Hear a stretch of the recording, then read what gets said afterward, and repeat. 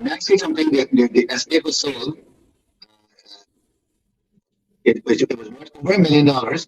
So I need an accounting of that. And I also need an accounting of all her assets that was taken by Chabi and Anil and disposed of and disappeared. What about the assets you took? What about the assets you took? I didn't take any assets. Yeah, you did. No. That's not the purpose of, no, sorry. No, That's not what the purpose. No, Excuse me. That's not the purpose. Excuse me. Do not speak over me. Okay, Hershel. No, I'm going to, ma'am, don't talk to me like that. You always do this, and you try to shut other parties down. I don't want any arguments. The purpose of today is the order. Can we speak to the terms of the order? Exactly, and this is what I'm saying. These types of discussions about who took what and this and that and that. That's not what we're here for. We're here to talk about the productions that we're. You did not serve us the RBC email. Somehow your office uploaded it onto the sync file, and you only served us your case brief.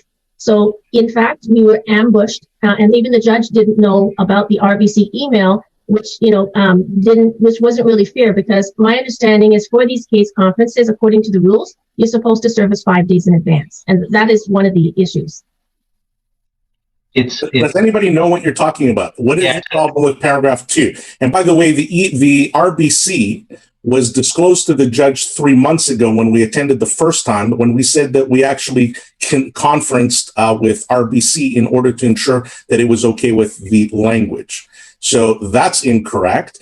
But what's your point? What is your point? My point is 3 months ago for the January 11th hearing, you did not serve us the RBC the RBC email. So what? You didn't service the document, and somebody in your office uploaded it onto the sync.com RBC email. You have to service all your materials 5 days before the conference. Okay.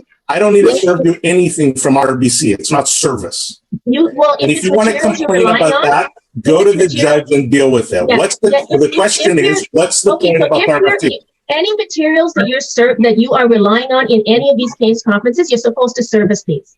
I don't need to serve you with anything if I don't want to. What's your point about paragraph 2? Okay, so then I don't the have only to serve you complaints anything. that the court so far has had about service is against you. You're supposed to serve everybody their documents 5 days before the hearing. The court so far has only complained about you. What's your point about paragraph 2? Okay, my point about paragraph 2 is that number 1, it's based on the RBC email that you ambushed us with on that on the January 11th case conference. So 3 months ago. Okay. So yeah. So anyways, let me finish.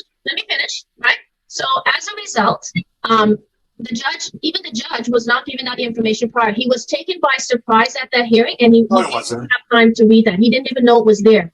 Just let me finish. So now, the issue with paragraph 2 is we don't want all the files coming from the bank. We don't want you guys, according to the RBC email, the RBC bank asked what documents do the applicants want, and you, on our behalf, without our consent or knowledge, you decided to agree on what you think we should have, which is not right, because you're not our counsel, and you never asked us, you never got our consent, it's not in our knowledge. So why haven't you contacted RBC? You didn't do anything. You sit on your hand. Who is paying for the RBC production? Well, you know what? Whoever requested, because as per what we're saying in paragraph 2. So if I requested it, I'm saying something. I need to answer the questions as opposed to the I'm speaking now. Okay, I started speaking first. I heard you out. Now you need to let me speak. Okay. So in terms of paragraph number 2, all we're saying is we want it worded so anybody can request it. Any party to the application can request it from the bank. So if you request it, you pay for it.